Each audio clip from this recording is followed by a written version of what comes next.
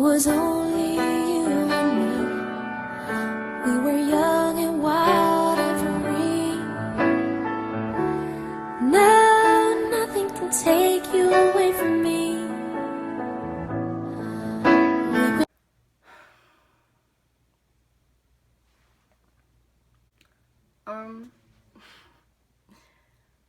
Hey YouTube, so I figured I had to grow some balls and make this video. I made my video about how my mom died. If you would like to see that video, I'll link that down below. How my dad died is just a lot harder for me to talk about than my mom, because my dad was my fucking best friend, and like I don't even know how I'm gonna make this video without crying. Let me drink some fucking Sprite, bitch, cause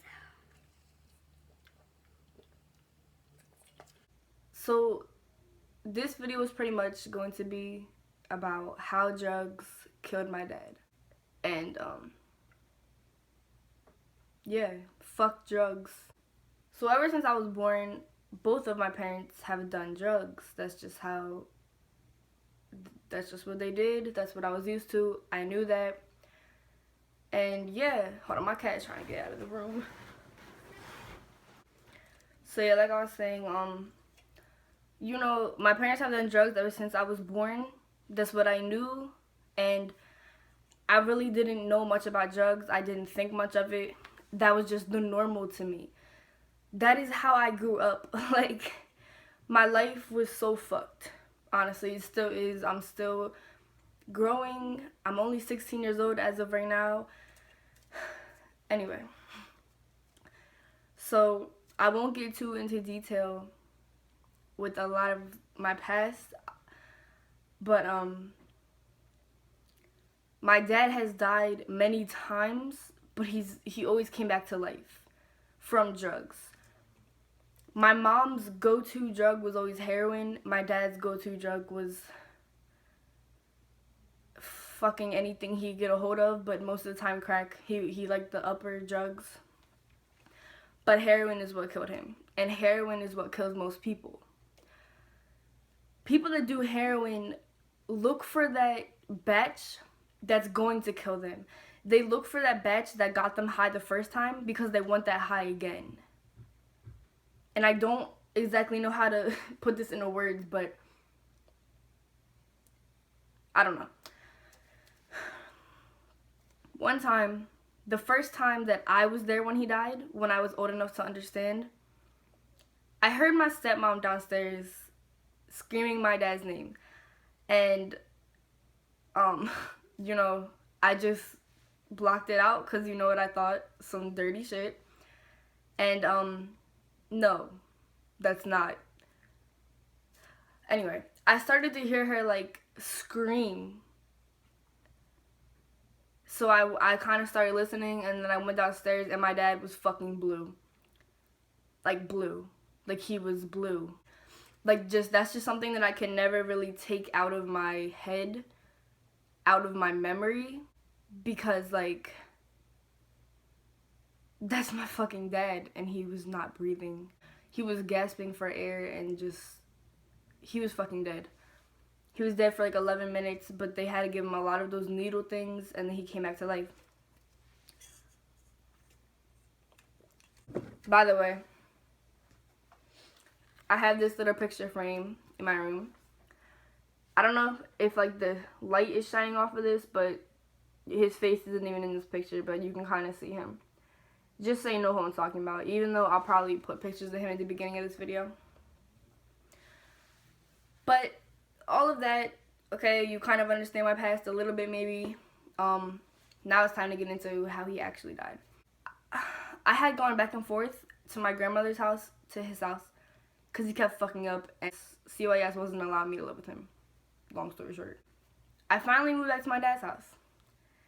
And, like, I was just so proud of him because he had to go to AA. Oh, and he was a big drinker, too. For me to move back in with him, he had to go to AA meetings, and, like, he did all of that for me to move back in. in time for my 9th grade school year. I was really proud of him, and everybody was, really. So I lived with him for about a year. And then that summer, July 26th of 2015, I was at my grandma's house in Delaware, and I get a call from my brother. And he's like, Ashley, put Bria on the phone. And Bria's my sister, by the way. And so I give her the phone, and I'm like, why would he be calling me, like telling me to put Bria on the phone? So I just see my sister going, she's like, no, like, you're lying. So pretend this is the phone. She's Like, like, no, you're lying. She's like, you're lying. You're lying. You're lying. I know you're lying. You're lying. And like right when she said that, I just knew. Like, I knew what she was talking about, because like, when your parents do drugs, heroin especially, you just have to have that on the back of your mind. Like, my parent could die any day because heroin is a deadly drug. Every drug is a deadly drug. The sad part is, at the time, I only thought he was smoking weed. I didn't know he was doing other things, or I would have tried to stop it. Because a couple months before this, I had told him, Dad, don't die. I said, Dad, like, you saw Mom die, and you know that we need you here. You cannot fucking die, because you just can't. Clearly, that didn't help. So on the phone, he said, Dad is dead. I'm fucking crying. I started crying before she even told me, because I knew. And those are the words that I've been dreading to hear for the past, like, 4 years of my life. Because he always said to me, your mom is so lucky that she got to die. Like, she took the easy way out. She killed herself. do you know how much that fucking hurts? When your parent tells you how lucky your other parent is that they got to die. And, like, that's just what I've been dreading. Because I always thought he was going to kill himself, as well as my mom. So we're in Delaware at my grandma's house, and we drive, like, right away. Like, I fucking drive right away to my dad's house, which I had been living at the time, but I was just staying at my grandma's house for a little bit. And when we pull up, I just see ambulances just all up my street, and, like, I was just like, this is fucking real this time. Like, my dad is really gone. This is real. I started talking to my brother and trying to figure out, like, how he found out. So my dad used to sleep a lot, like, for days at a time, and he would just keep his door locked. So my brother had noticed that his door was locked, and he was in there for, like, 3 days. And he didn't really think anything of it. And we had just been at that house just chilling a couple of days before this all happened, just in the kitchen, just talking and stuff. And my dad was, like, in his room. And we had noticed a lot of flies, like, around the house, and we were just like, what the fuck? Like, why? But, you know, yet again, we didn't think anything of it. Like, it fucks me up in my head to know that I was in that house while my dad was dead inside the room. You know what I mean? That fucks me up more than anything in this world. So that morning, when my brother called us, my brother had noticed blood. My dad's room was right over top of my brother's room, which is the basement. So he just started to see, like, blood it actually wasn't blood, it was body fluids. Body fluids just dripping from the ceiling down to his room. Like, his TV stand, his TV, I think it was on his bed and everything, but I don't know all that. But yeah, and then he got up, and he wasn't really sure, like, what the fuck it was. So he just, like, he got up, he started, like, looking at it, and, like, I'm pretty sure he felt some kind of weird feeling about it. So he goes up to the room, to my dad's room, and he smells just the awful smell. I don't know if you guys have ever smelled, like, a dead body. That's a kind of weird question, but oh my god, it is the worst fucking smell you'll ever smell in your life. Like, I mean, my dad was in there for like 3 to 4 days, and it was summertime, and his air conditioner wasn't on in his room. And that's where we should have got a clue too, because he was an air conditioner freak. Like, anyway, that's not the point of the story. So yeah, the police or whatever had like knocked the door down, and my dad was laying on the ground, and he was white, just white. And I don't mean like white like me, I mean like white, just his skin was I don't know how to explain. He was just like blown up and just stripped of any life he had left, you know. So as they carried him out on the stretcher, they had him wrapped up in the black like tarp like thing. They were carrying him out, and like I was just thinking like he's suffocating, like get him out of there, because all the times that he had lived, and I didn't know that he was dead, so I was just like, he's suffocating.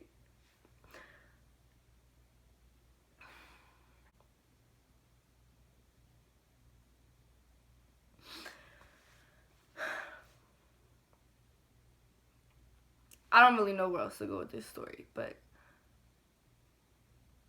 yeah.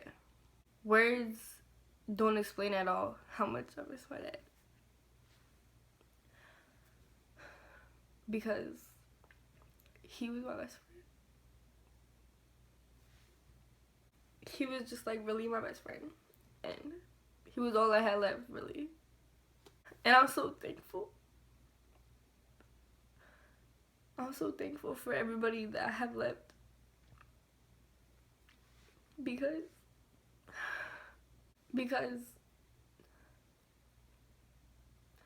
they're the people that keep me going. Like my sister, my grandma, my best friend Kayla, like they're the only people that are keeping me going right now.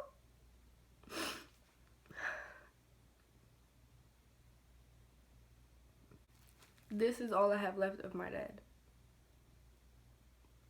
His freaking ashes. Like,